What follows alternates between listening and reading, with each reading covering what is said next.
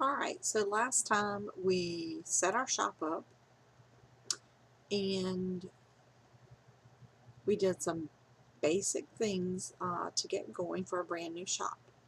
So now we're going to move on to the next step, which is part 4 of setting up a brand new shop.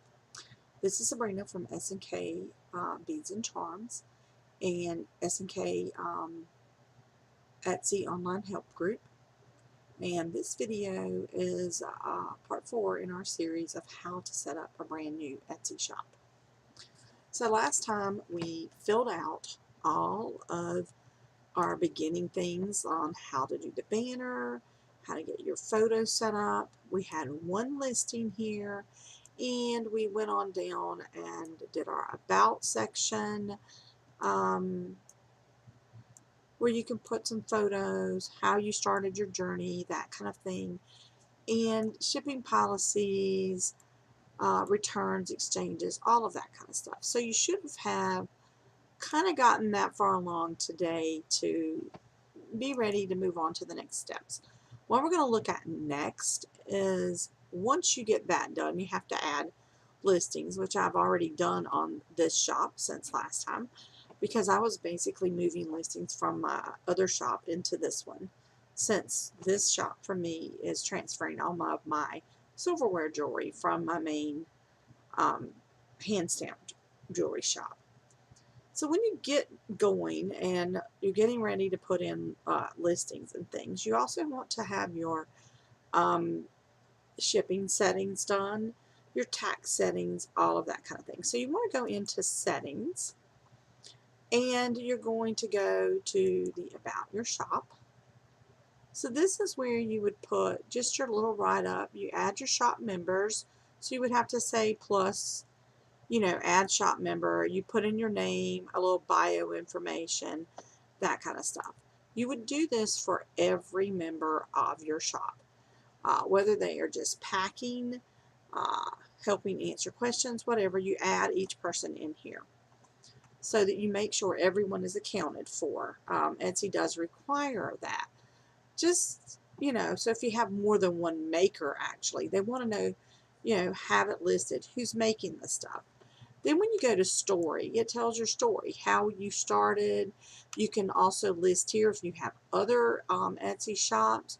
You can list your Facebook group page for people to follow you. That kind of thing would be listed in this area. Just a little short write-up's all you need. If you want to add a video for your shop, I think I showed that on my last one, you would add that here.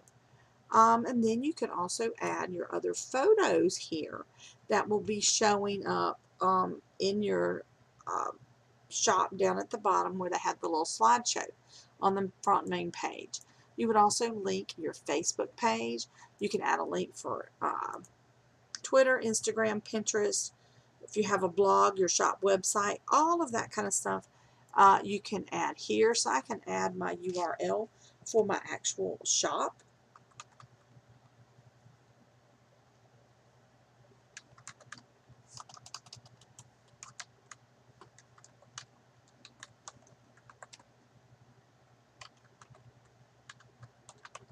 So I can add my website link in here so that people could go to my personal website. That's something you can't do on Amazon. They don't allow you to, they don't want you to send a person a card in the package, that kind of thing. So you would save this. You have all that information would be saved so it will show on your shop main page. Then you're going to go to settings again, options. So under options, it has where you can enable how things are on your shop. So if you want customers to be able to request a custom listing from your shop, you have to put that as enabled, like I have the little dot here. That way they can, a customer sees that and they can message you to have a custom order. So if they want to order several of the same things, or they want to have a custom design, or know if you can change the color of something, whatever, they will be able to do that. Now, if your item is something that you're just selling as is, if it's a vintage item, that kind of thing, that they can't request anything custom, you would have it disabled. So then they wouldn't be able to message you and ask, can you do a custom thing for me? Custom order request. It says lets buyers know that you, oh, excuse me, I was telling you in the wrong place. This is what I just told you down here. This is the custom order request. The top one was the rearrange your shop. This button enables customers to rearrange how they are seeing things in your shop. Now you can disable it so they wouldn't be able to rearrange it, or you can have it enabled. And I'll show you what that is exactly talking about. Sorry, I got confused on that. So when you're looking here and you're looking at someone's Etsy shop, you see this little button here that says custom. So they see it the way, they can see it custom the way you set it up.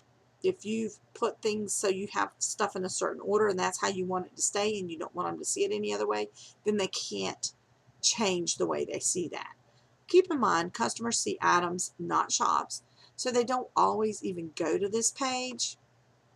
So it may not make a huge difference. I leave mine set so people can look at it. You can also, when you have it so they can customize it for themselves, they can see what are the most relevant items in your shop. What are the things that are your top sellers, that people like the most, that kind of thing, things that have had the most interaction. It shows them that first. If they want to see the most recent items you listed in your shop, then it changes the order on this page to show the last item that you listed and goes backwards. If you want them to see the lowest price items in your shop, this will show the lowest priced items first. Or if they want to see the highest priced items first, it shows the highest price first. It gives the customer a little flexibility in how they want to view your shop. So you can cut that feature on and off. And that is where you would do that. Is back under settings, options, and if you enable or disable it. If it is disabled, the customer automatically sees the most recent listing.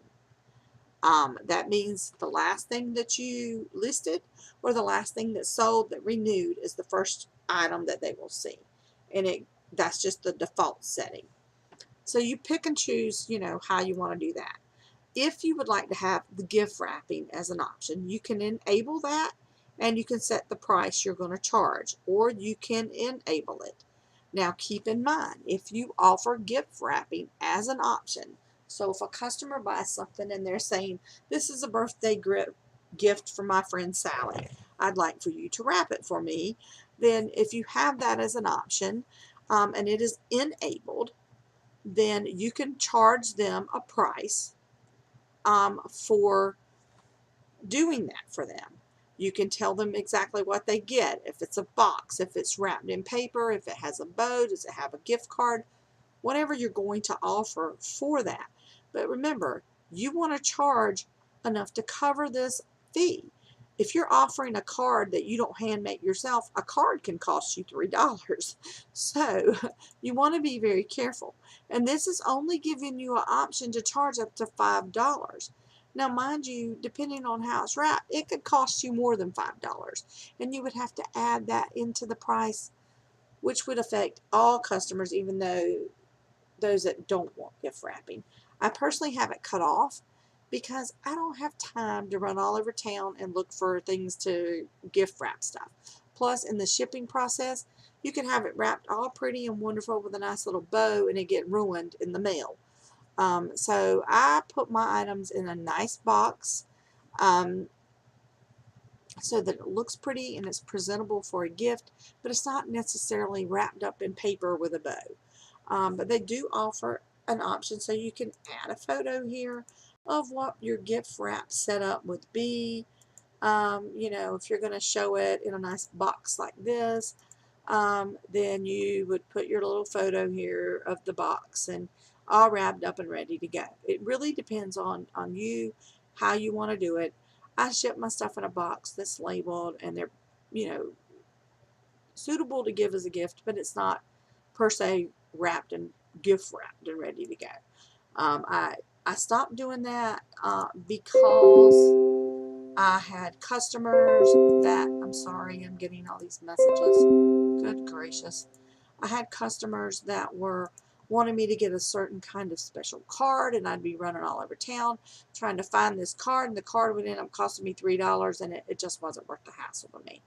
But it's entirely up to you. But keep in mind, they have now limited the amount you can charge for gift wrap. Gift messages, if it's enabled, they will type their own gift message in. It will print out on the packing slip for you, so you can print that slip out and add it into the package. Or you can offer the service, which I would charge for the gift wrap under gift wrapping, for a special card that you could handwrite a message for them. So you can have that enabled or disabled. I do not add a custom card. I would just print out the packing slip and put in there. You can have your listing translated automatically, so it translates it into different items. So when a customer is looking, it will show them how it's written up based on their language preference.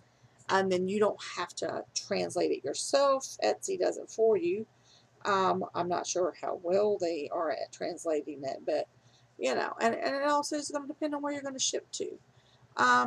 Sold listings, it lets you know, other shoppers see, you know, if you had a sale, they can click over, because I have had one sell in the shop, so I can show you.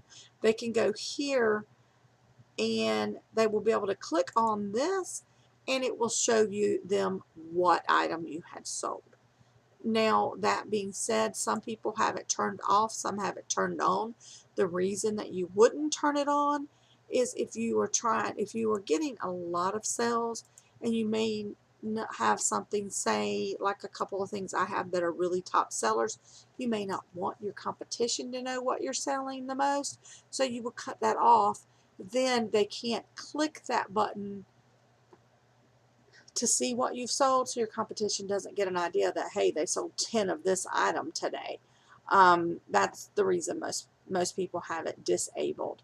Mine, on a new shop, I'm leaving it on so people can see it. At my older shop, I have cut it off. Because once you get some reviews under your belt, they will be able to look at your reviews, and they could kind of tell how you're selling is going anyway. So you would fix this. You would set your time zone based on where you live. I live in North Carolina, so I'm on New York Central Standard Time, and you save that. That's so your shop, everything is synced up with Etsy and you're in the correct time zone when everything is updated, all of that kind of stuff. Here's where you would also go to, if you had to cut your shop on vacation mode, you would put your vacation announcement in here.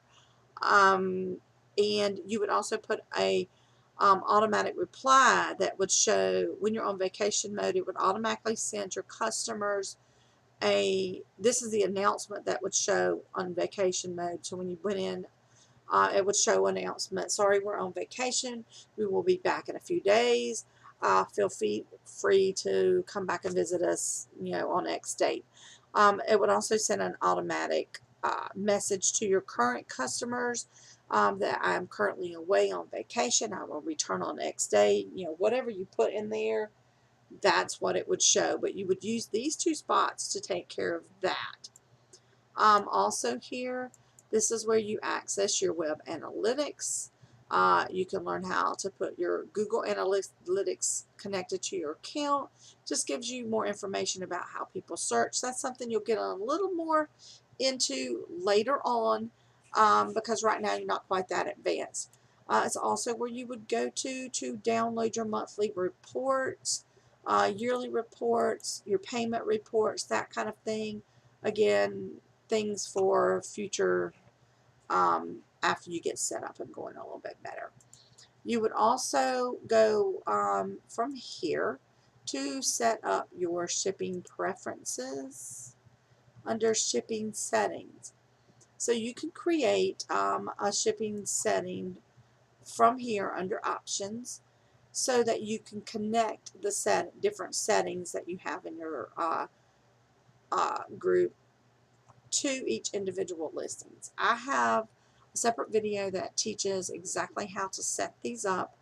I have a Christmas upgrade setting and I have a regular setting, but you would go in and you would add your shipping profile, and I'm going to see if I can, I'm going to hit edit on this. This is my regular shipping profile that is hooked to pretty much everything right now. You would put your shipping location, the processing time, you know, what your set processing time is. Is it going to ship next day? Does it take 3 to 5 days? Does it take 4 to 6 weeks? You know, whatever it is, you can custom set this for your shop. You would pick your carrier, the type packaging that you would typically be using at that time, and put in the price. If you can ship more than one item in the package, you put 0 here if you're not going to charge additional for mailing more things with it. With what I sell, they don't weigh that much. I can put several things in the package for the same price. And you can also have a upgrade option added here of priority mail. And why mine says priority international, my gosh, I do not know. Oh, yeah, this is for Canada, and I don't know why this is. I can't pick regular first class for Canada right now. So I'm going to check on that, because at one time you could. But if you're going to ship to like other countries, that would also go in here. Then you have your shipping upgrades. Now, here's the thing, and I do need to check this. When you put your amount in here of when they're going to upgrade, and I need to check that. Say it charges $4 you're charging $4 regular mail, and priority shipping is 7 or 8. You would only put the difference in here, and I think I have this set wrong. So if I'm charging 4, I'm going to only charge a $4 additional to upgrade to priority. So I'm going to check this and make sure, because I think that when I originally did it, I had it set wrong. When I put $8, I think it would actually have been charging them 12 instead of 8. You put the additional amount. Let's pull this up and look at it. Because I don't want to tell you wrong. I did it to myself one time and had it wrong and found out later when it overcharged the customer. And they've recently changed this yesterday, y'all. So it doesn't look like it did last time we were doing this. This has here, it has the shipping and returns on here. It has the regular shipping based on there. And when you get to the point where you are adding it to your cart, I can't do it right now, but you'd have to go incognito mode, like you're not signed into the account, to check this part on your shipping, and then check what the shipping would be if you upgraded, and make sure that the total is the right that it's supposed to be. But it should give you, when you add to cart, it gives them an option to upgrade, and from there, and again, you'll have to do this on your own, like you're a guest looking at your item, because it won't let you put your own item in your cart to do it. But you would go in to there and check and say, see, if I try to add it to the cart, it says, oh, you can't buy your own item. So I'd have to go into one of my other accounts and check it from that way. But it should only add up to the total amount. If you're finding that it adds to a different amount, you may need to check how you set that up. But I'm pretty sure you just put the amount in there for the upgrade of what the additional is, because it adds the two together for you.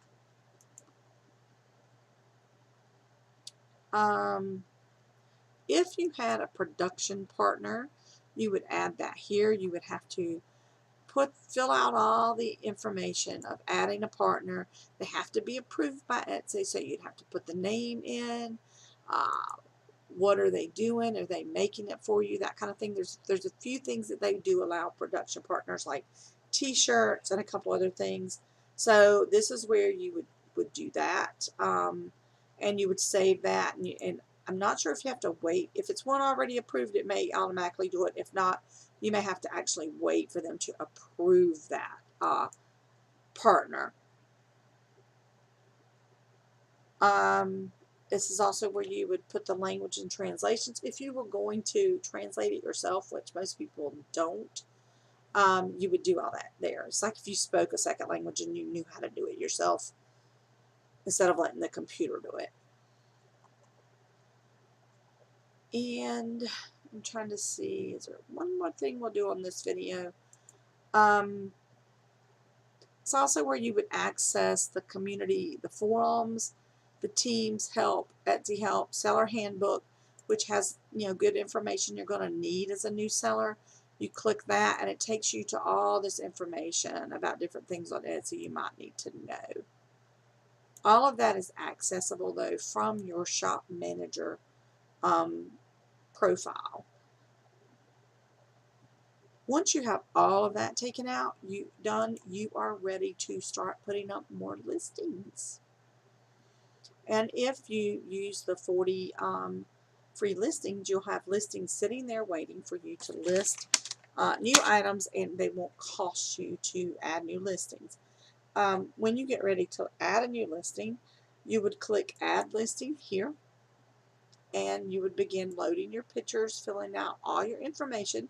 So that's going to be in our next video, is exactly how to load up a new listing. And we'll also be going over if you have something like this and you want to add a different, something similar but just a little bit different with a different photo, how you copy the listing. And it basically takes all the information that would be the same, transferred it into a new listing that's a copy. You switch your photos out and any other things that needs to be changed. You do it that way, and it saves you a lot of time. So our next video we'll be talking about how to do the listings, putting new listings up, how to use the copy feature, how to do bulk editing, and